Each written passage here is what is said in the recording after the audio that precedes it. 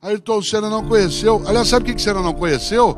E mudou parte do mundo. Ele não conheceu um mobile como esse, que é de 2010. Os primeiros mobiles, smartphones, são de 2010.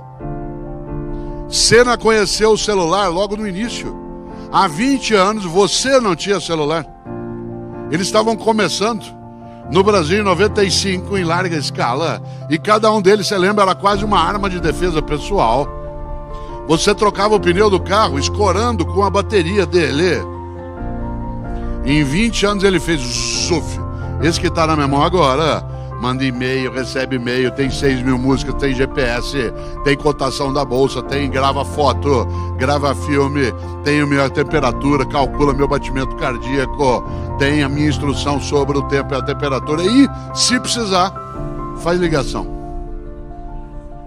Você está rindo? Meu aluno não usa isso para falar, ele usa para escrever. Eles reinventaram o telégrafo. Quer falar com teu filho agora? Liga para ele e não responde. Manda uma mensagem e ele responde. Eles não usam isso para falar, eles usam para escrever.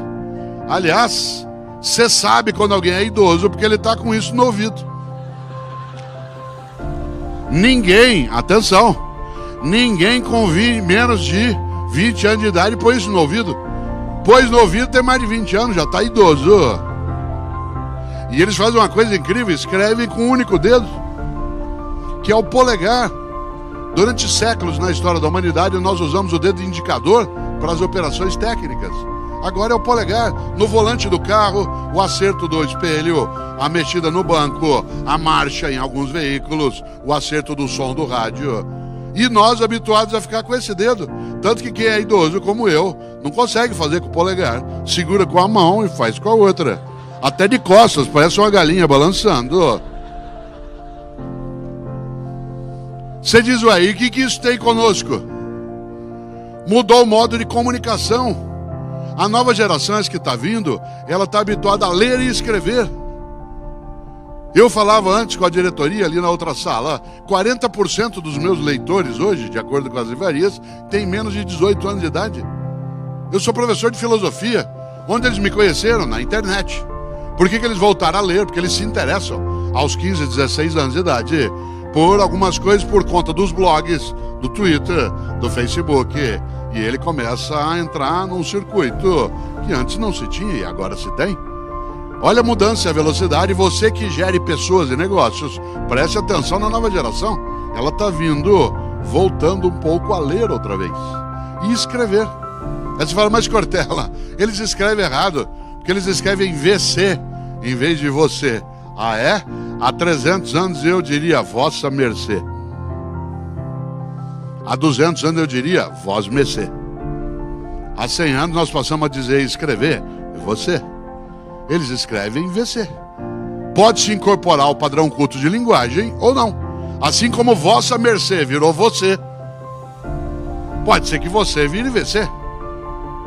Cautela para no mundo de mudança não ficar ultrapassado, com a cabeça num tempo que já foi. Assim que tá vendo? Por isso que a gente tem que mudar. Atenção, a gente tem que mudar, mas não tem que mudar tudo. A gente tem que mudar só aquilo que não tem mais vitalidade. Eu, Cortella, estou falando aqui há algum tempo, fazendo uma coisa que é antiga, mas não é velha. Uma aula expositiva.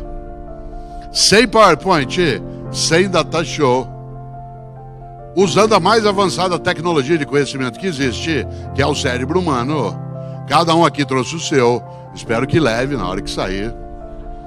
Ele é wireless, é Bluetooth, é alimentado por açúcar, proteína e carboidrato. Tem 3 milhões de anos de uso. E foi ele que inventou tudo isso. Por isso, uma aula expositiva pode ser feita. Ah, não, no mundo de tecnologia.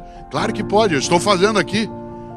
Uso eu o PowerPoint da Data Show? Claro, quando precisa. Para essa eu não preciso.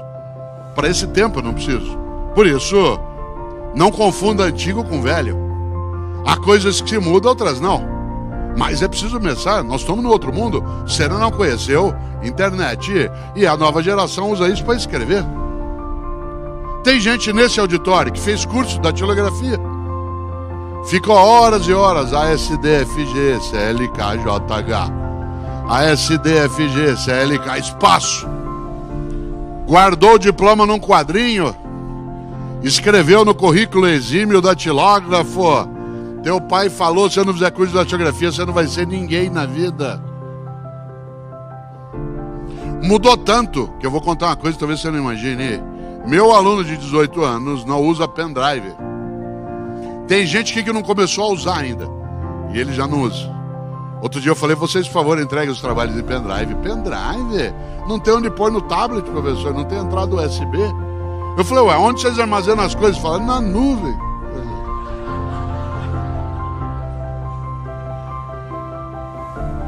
De nada adianta, eu sou professor titular da PUC São Paulo, 20 anos na Fundação Dom Cabral em Belo Horizonte, dei aula na GV durante 15 anos e não há lugar marcado no futuro. Não há lugar marcado no futuro nem para pessoas, nem para empresas, nem para time de futebol. Se vocês imaginarem, mudou no futebol, mudou no negócio, mudou nas nações.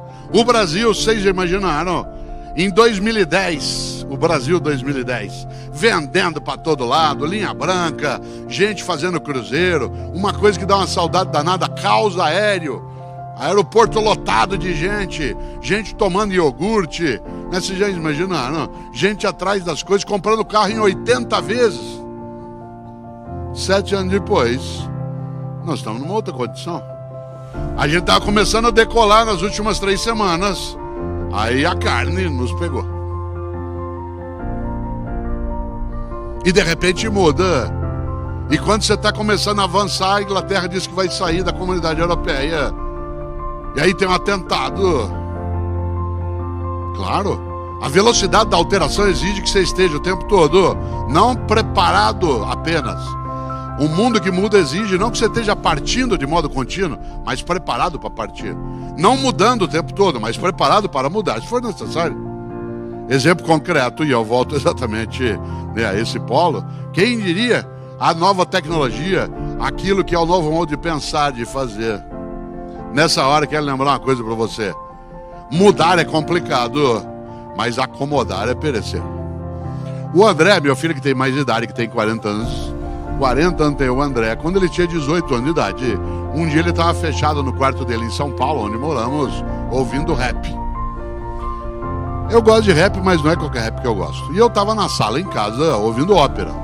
Eu gosto de ópera, mas não é qualquer ópera que eu gosto. Música boa para mim é aquela que me emociona. Se ela me emocionar, tanto faz qual é a música.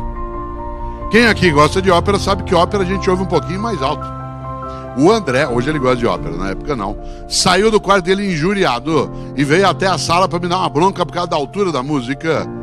Aliás, eu estava ouvindo uma área do Puccini magnífica, chamada Mio Babino Caro, meu papaizinho querido, que é para soprano, não posso cantar aqui, pelo óbvio eu não sou, mas que foi gravado um dia por Maria Callas, a maior na história. Eu até dou risada porque tem gente que põe essa área em cerimônia de casamento na igreja, na hora da bênção das alianças. E ou a pessoa não entende de ópera, ou ela entende muito de casamento, porque a área fala de uma menina que vai se matar. Esse é o conteúdo da música.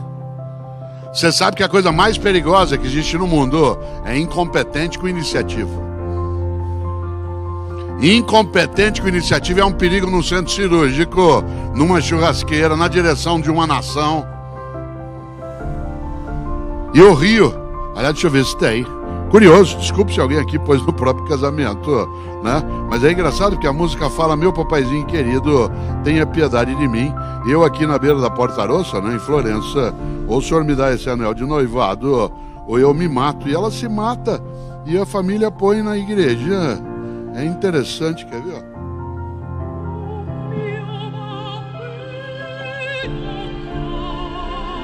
Ó meu papaizinho querido, tenha piedade de mim. Eu aqui na beira da Porta Rossa, ali no Rio Arno, em Florença. Ou o senhor me dá esse anel de noivado, ou eu me suicido. E ela se mata. E a família põe na igreja. Deve ser premonição.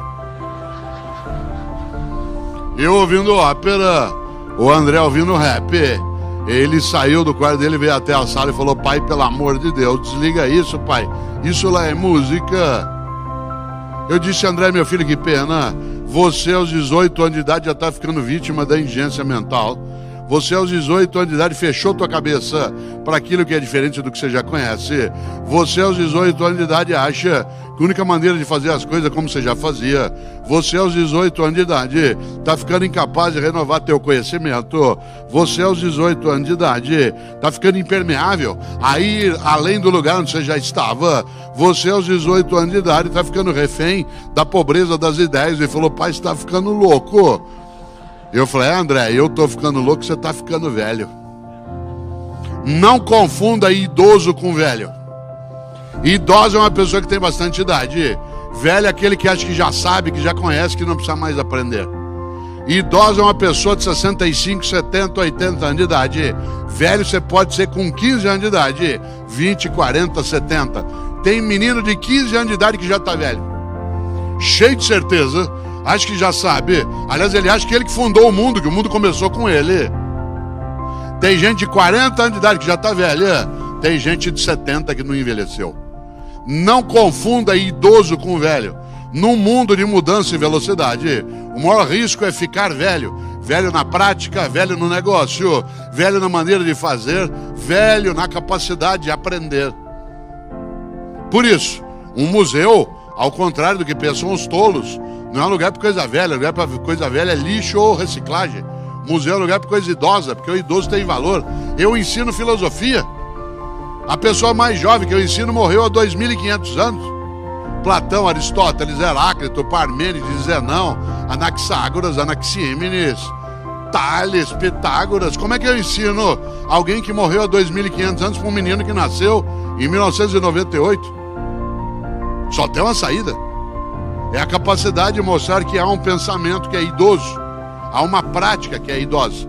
Hoje à noite vocês vão assistir a um show de Fernando Sorocaba, que vão vir aqui cantar ao vivo. Você quer coisa mais antiga do que música ao vivo? É antigo, mas não é velho. Tanto que se der a gente lota. Eu só não fui convidado pela diretoria, porque eu tenho uma outra atividade. Senão eu estaria. Você quer coisa mais antiga do que teatro? Minha mulher é diretora de teatro, dirige o Teatro da FAAP em São Paulo, né, há 20 anos. Então agora fazer lá o espetáculo Rock Santeiro, né, do Dias Gomes, que é um musical agora, como era na origem quando o Rock Santeiro fez, né, a peça. Fica lotado. Você quer coisa mais antiga que teatro? Eu sou comentarista da Rádio CBN. Você quer coisa mais antiga do que rádio? Nesse auditório as pessoas passam mais horas no dia ouvindo rádio do que assistindo televisão. Por causa do trânsito, por causa do deslocamento. Você quer coisa mais antiga do que circo?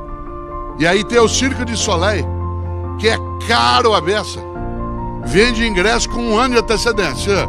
E as pessoas pagam e vão. O que eles fizeram? Reinventaram. É um circo que não tem outros animais, exceto os animais humanos. É um circo que encanta pela música, que não tem crueldade em relação a outros seres. Ah, mas o circo não tem mais lugar. O Circo de Soleil é o maior espetáculo e é caríssimo. Quando você ganha um ingresso para ir ou compra, é coisa de R$300 no mínimo. Você diz: ah, o circo não tem mais lugar. Claro, atenção, não confunda idoso com velho. Você vai jantar em São Paulo amanhã à noite, você não entra no restaurante porque está escrito na porta: temos os melhores fornos micro-ondas de São Paulo. Mas se tiver escrito que tem fogão a lenha, você entra. Por isso, cuidado. Inovar não é sempre criar o inédito. Muitas vezes inovar é dar vitalidade ao antigo. Isto é, aquilo que se provou correto.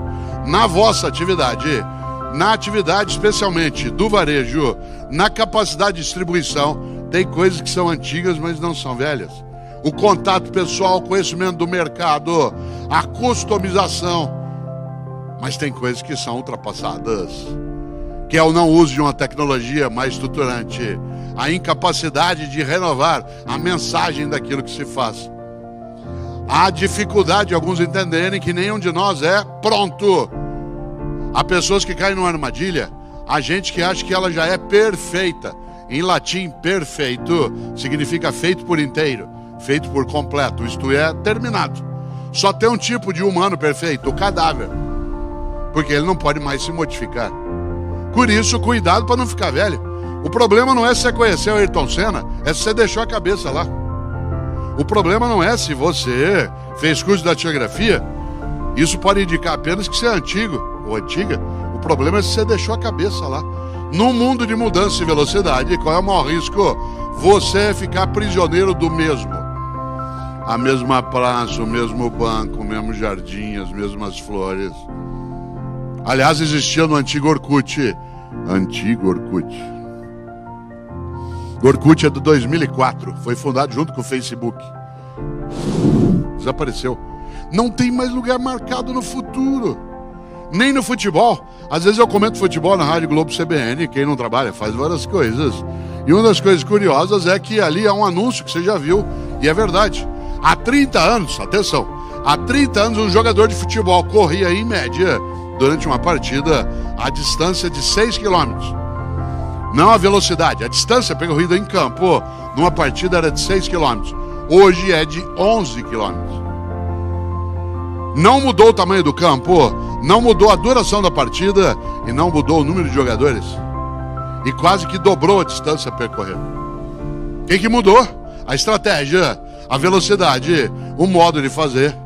Não tem lugar marcado no futuro. Só 5 times brasileiros de primeira linha não foram para a segundona ainda. Só Santos, Cruzeiro, Flamengo, São Paulo e Chapecoense, que subiu e não desceu. Não tem lugar marcado no futuro. A seleção brasileira que hoje joga, a última vez que foi campeão do mundo foi com o Ronaldo em 2002. O ano que vem na Copa vai fazer, atenção, 16 anos que nós não ganhamos uma Copa. O adolescente que está na universidade, ele não tem memória de vitória nossa em Copa do Mundo. Trazê-lo aqui para ver o Ronaldo, que é uma pessoa admirável, estupenda, mas para ele é uma coisa do passado. Para nós não. Nossa vitória em 2002 foi decisiva. Quem nós vencemos em 2002? A Alemanha. No final, 2-0, 2 gols do Ronaldo. O que fez a Alemanha quando perdeu um jogo na final, sentou e chorou?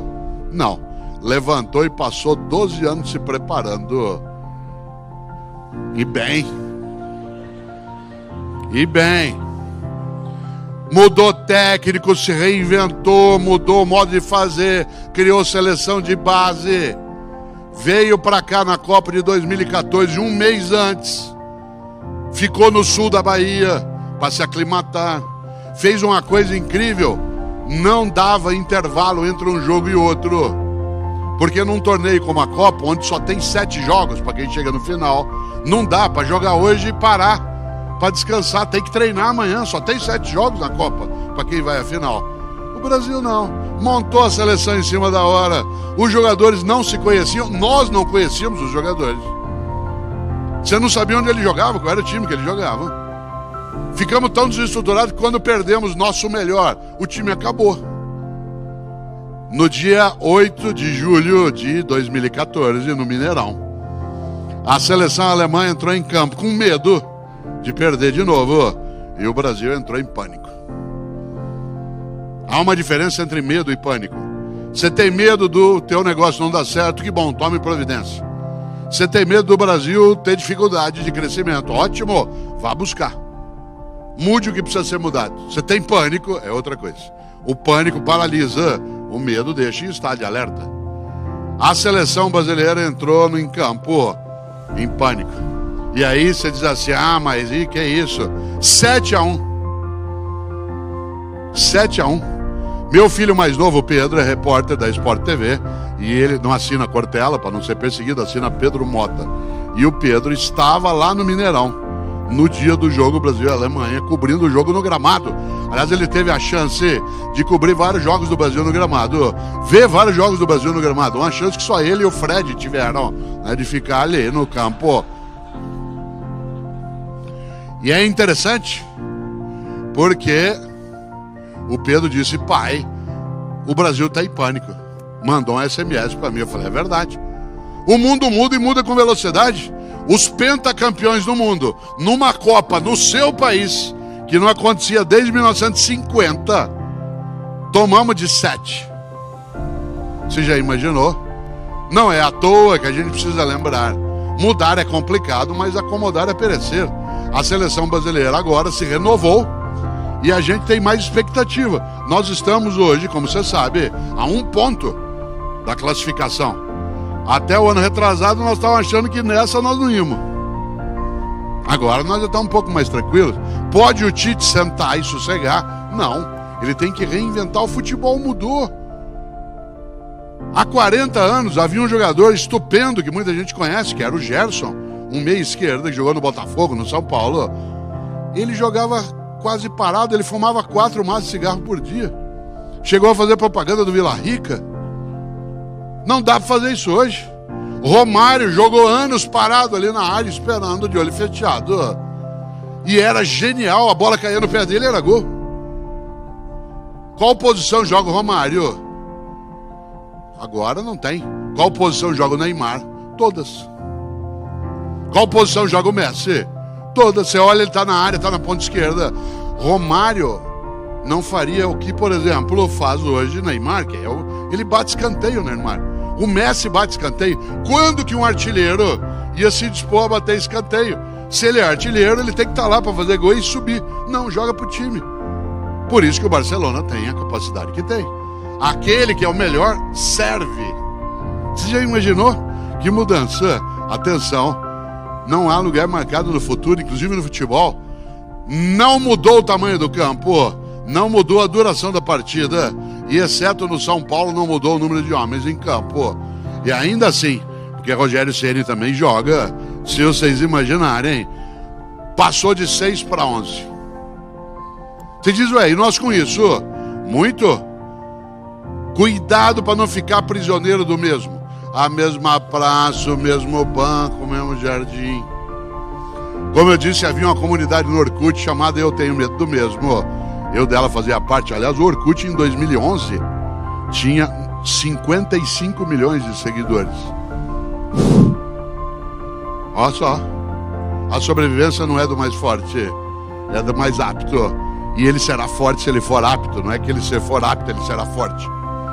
Nesse sentido, a perenidade vem nisso.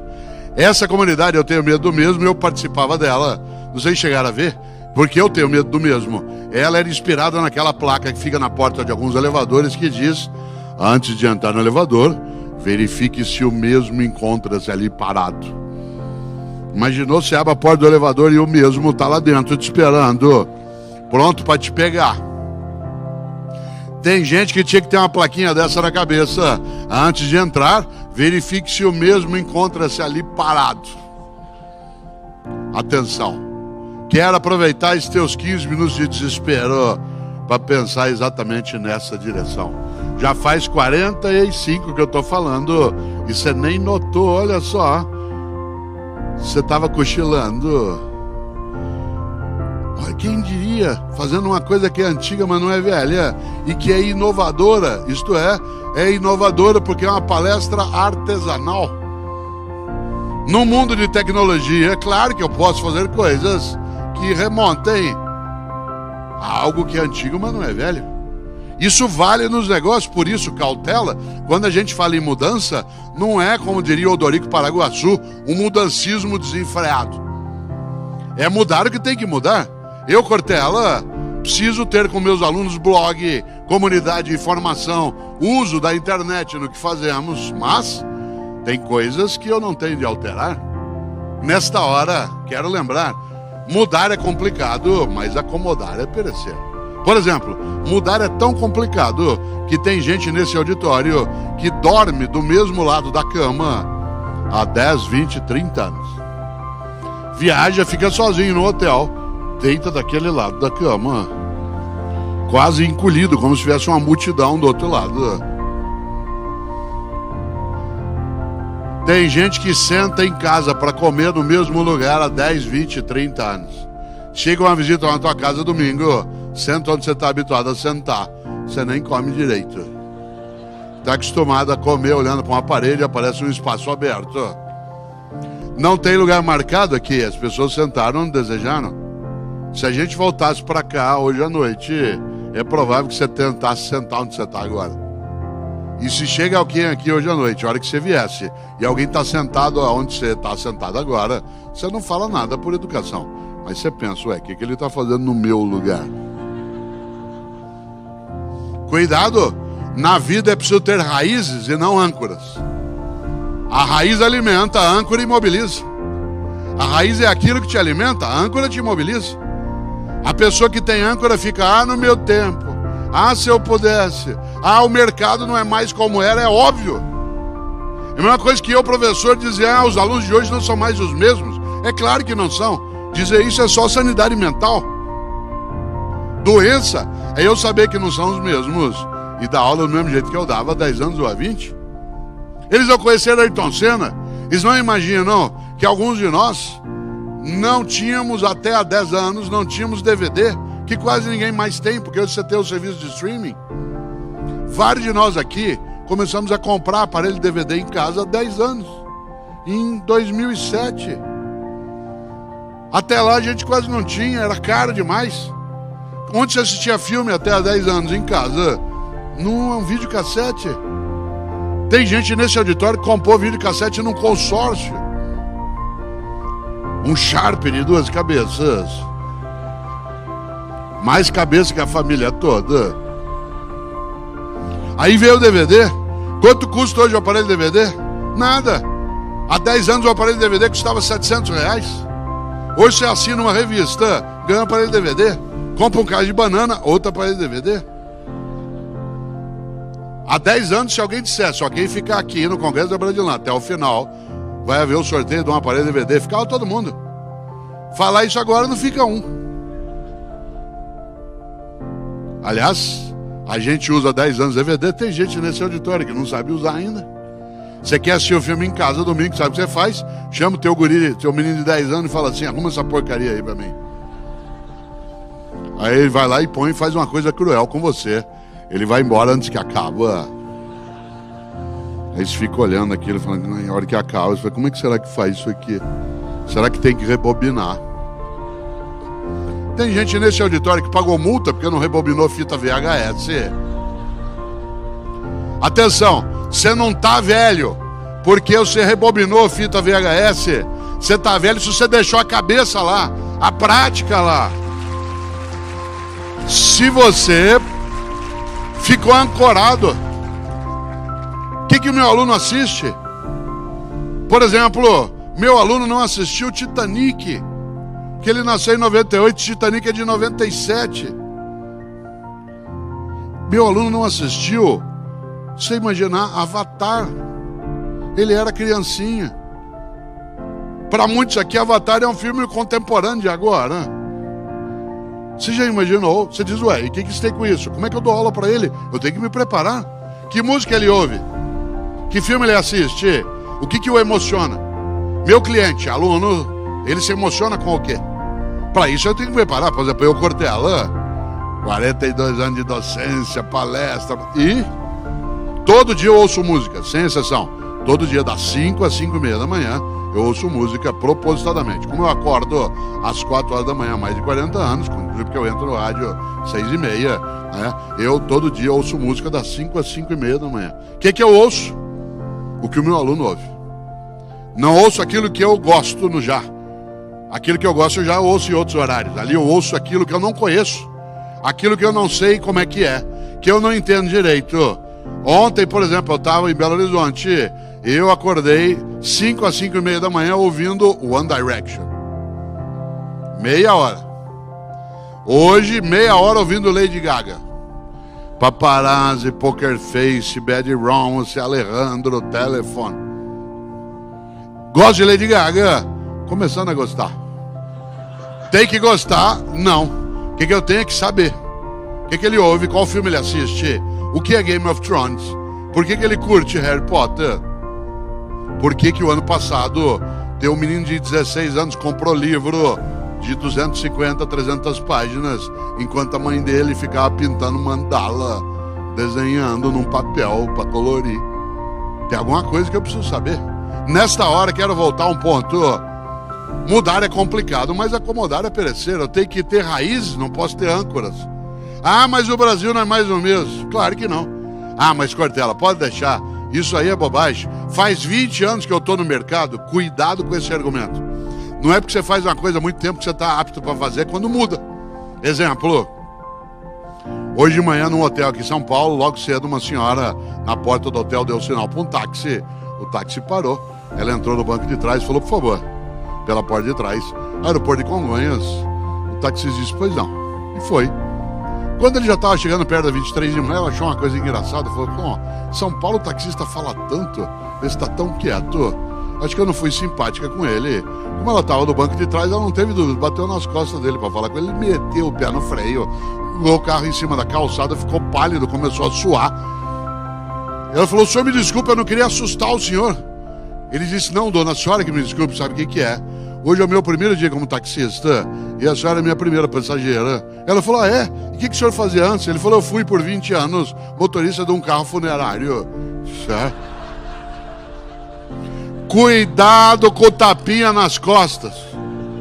Não é porque você faz uma coisa há 20 anos que você está apto a fazer. Ah, mas tudo é dirigir. Uma coisa é dirigir um táxi, outro carro funerário. Uma coisa é fazer negócio no mundo do varejo, na área farmacêutica, em 2010, outra 2000, outra 2017. Com concorrência maior, com a chegada de novos jogadores no mercado, num mundo em que, de cada 3 seres humanos, um é chinês ou indiano. Num planeta que está tendo 1/3 de chineses e indianos. Povos milenares que têm 5.000 anos de história. E nós que temos 500 ficamos botando banca. Eles riem de nós. Além do que, não só chineses e indianos são povos milenares, como indianos. 95% deles são hinduístas. Isto é, acreditam em reencarnações sucessivas. Como é que você vende um PGBL para um reencarnacionista? Faz plano de carreira. Não deu nessa, dá na outra.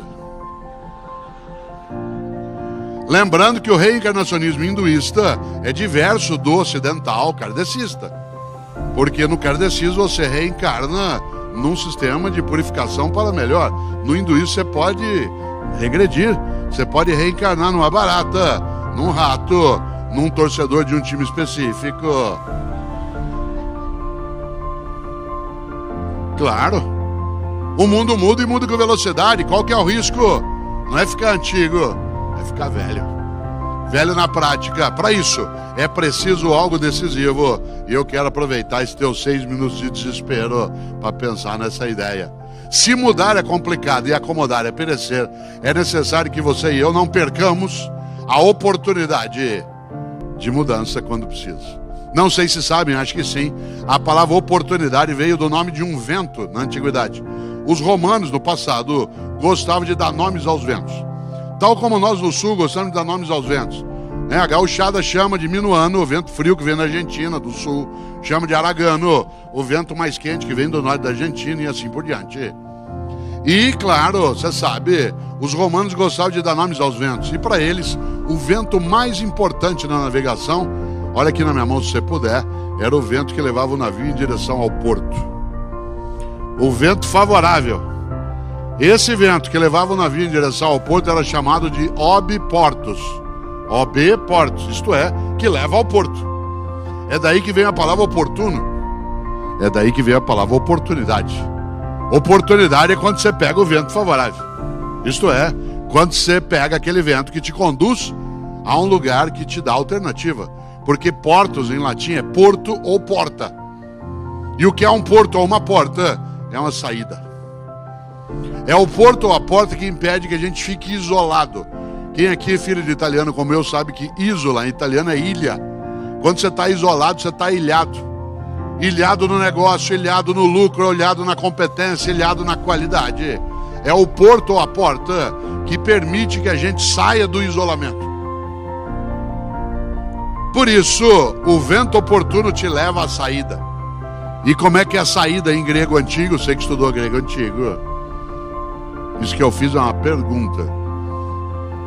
Você sabe como é a saída em grego antigo? É até nome de livro bíblico. Êxodos. Êxodos, que gerou qual palavra em inglês, português, em latim? Exit. que tem um duplo sentido, saída e sucesso. Porque o sucesso é achar uma saída. Saída para o negócio, saída para o mercado, saída para a competitividade, para a lucratividade. Uma saída para a economia. Por isso, dá oportunidade ao êxito. E aí sabe bem aqui quem já navegou. O bom navegador não espera o vento, ele vai atrás. O bom navegador não aguarda, ele vai buscar.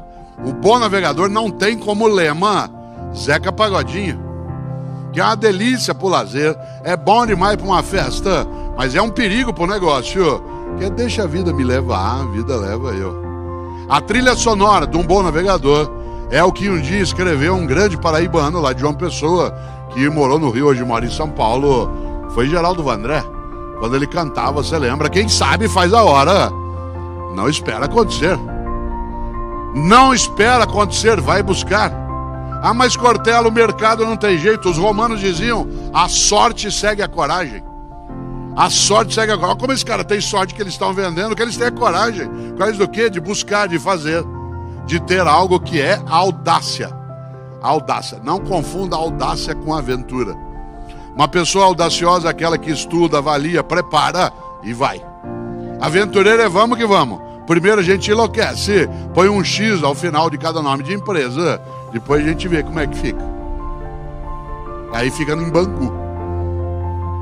Já imaginou? A audácia é diferente de aventura. Pense num brasileiro audacioso.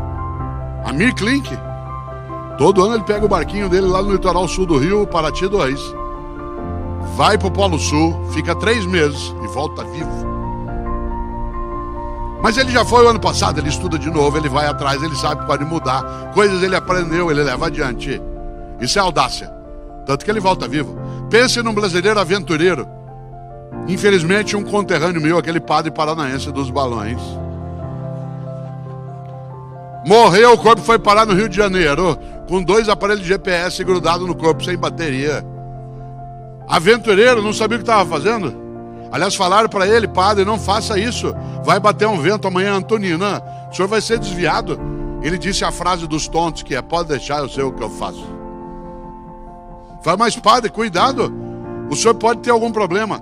Eu não tenho medo. Aliás, ele disse, Deus falou comigo e disse que eu posso ir. Eu sou da área também de ciência da religião. Na nossa área, a gente diz que enquanto você está falando com Deus, você está na área da teologia. Quando você acha que ele responde diretamente, é psiquiatria.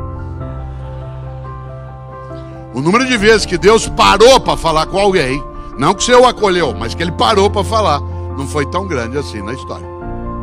Nessa hora, quero lembrar, nesse teu 1 minuto e meio final, antes de qualquer coisa, mudar é complicado, mas acomodar é perecer. Hoje, posse de Duarte da Costa como nosso segundo governador-geral, em 1531. Quero lembrar, o maior perigo no mundo como o nosso é você adotar como teu grande inspirador e patrono o Mendes Sá, nosso terceiro governador-geral. Lembre-se do Mendes Sá. Cuidado com o Mendes Sá. Um dia uma professora de História do Brasil estava dando aula sobre os governos gerais, falou sobre o Tomé de Souza, falou sobre o Duarte da Costa. Quando ela estava falando sobre o Mendes Sá, ela viu que tinha um aluno distraído lá no fundo. E para pegá-lo, claro, como a gente é capaz de fazer, virou e falou assim, Paulo, o que fez Mendes Sá? Ele disse, fez o que pôde. Cuidado com o Mendes Sá. Gente, está difícil o mercado, eu faço o que eu posso. Gente, nós precisamos criar maior competitividade. Eu faço o que eu posso. Gente, o varejo tá... O que eu posso fazer? Cuidado. É preciso lembrar que há 2 modos de dizer a frase. Uma, e aí eu vou concluindo, que é o modo desarmado, entristecido, acovardado, que é eu faço o que eu posso. O outro é eu faço o que eu posso. Isto é, não deixo de fazer o que pode ser feito.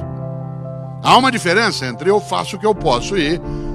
eu faço o que eu posso, isto é, não deixo de fazer o que pode ser feito. Por isso, quem sabe, faz a hora, não espera acontecer.